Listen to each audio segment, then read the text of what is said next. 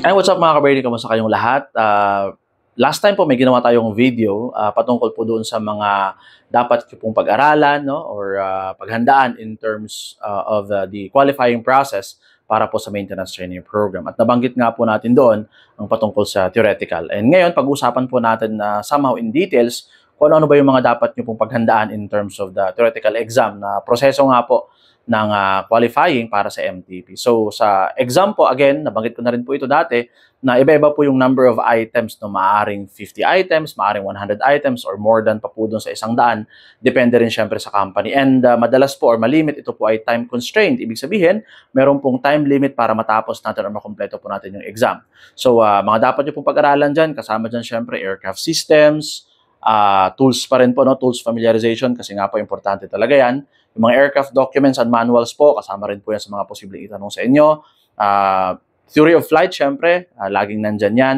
Kasama rin po dyan is yung mga tinatawag nating basic information in terms of mathematics po, yung mga conversion ng fraction, no, into decimal and vice versa. Pwede rin po itanong sa inyo yung tungkol po sa mga constant value po in terms of temperature, pressure, and whatnot. So, yung mga basic po natin na knowledge in terms of physics po, no. Kasama rin po dyan, pwede rin yung mga atmosphere, no? So, yung mga sciences po, no? Balikan po natin yan, pag-aralan po natin yan. Posible rin po yung tanong sa inyo, syempre, or magkaroon po ng ganitong question sa theoretical exam, yung tinatawag po nating abstract reasoning. And in some cases, meron din po mga question na somehow parang personal-related question po. So, ilan po ito sa mga pwedeng maging content or maging laman or maging topic po ng theoretical exam kapag kayo nga po ay sumalang sa qualifying process ng maintenance training program. Kung may mga notes po kayo patungkol dito or gawin po natin, mag-research po tayo syempre para ma-refresh po tayo, malaman po natin yung mga updated po na information para kapag tayo po ay nag-exam, ready po tayo. And alam ko po na syempre dagdag sa pressure yung limited time. So ang goal po natin dito, kung hindi man po natin matapos lahat, no? Let's say for example, binigyan kayo ng 100 items or kung ilan man po, hindi man po natin matapos lahat ng masagutan lahat ng questions na yon, at least po mataas po yung percentage ng kumbaga tamang sagot. So example, halimbawa, meron po tayong nasagutan lang na 80 items out of 100.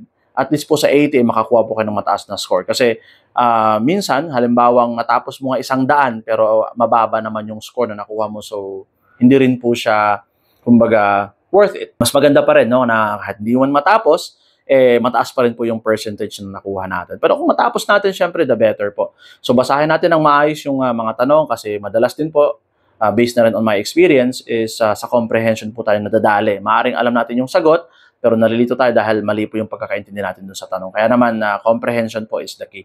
And kung talagang kulang na sa oras, maganda rin po na huwag tayong magli-leave ng mga blank, no, ng mga questions. Kung hindi talaga alam yung sagot, tsambahan na lang natin. Malay naman natin, no, makatama tayo. Pero again, maganda pa rin syempre, ka-brainy, kung mag-prepare tayo, mag-review tayo, at maging ready po tayo para sa theoretical exam. So yun lang po mga ka-brainy. Sana po makatulong kahit papaano ang tips na to. Good luck po sa mga sasalang sa maintenance training program. Ingat tayo lagi and God bless us all.